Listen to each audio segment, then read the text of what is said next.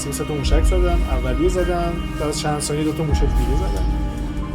بعد کلا موج از اون ور کامل مثل یه باکس، مثل یه جعبه از اون ور کامل تخریب کرد. اینجا یه دیوار بود، هرچی که دیوار جلوش بوده رو همه رو تخریب کرد تا آخر، یعنی تمام این چیزا ریخته بیرون.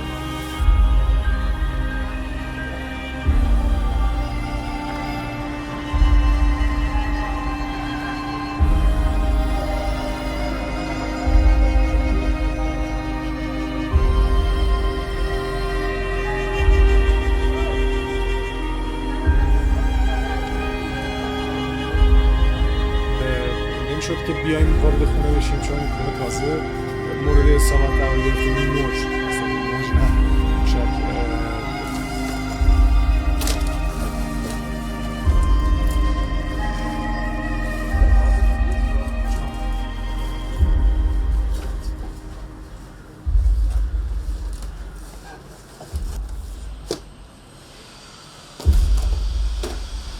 مگه میشه آدم جایی که نزدیک بیشتر از 20 سال نزدیک 20 سال زندگی کردن رو بخواد کلا فراموش کنه؟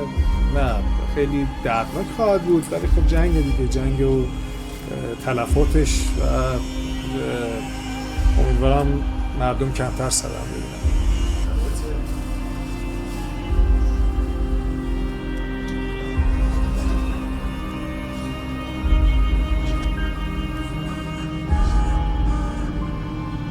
تخریب خیلی زیاد بود، همونطور که می‌بینید خیلی تخریب نابودگر بود.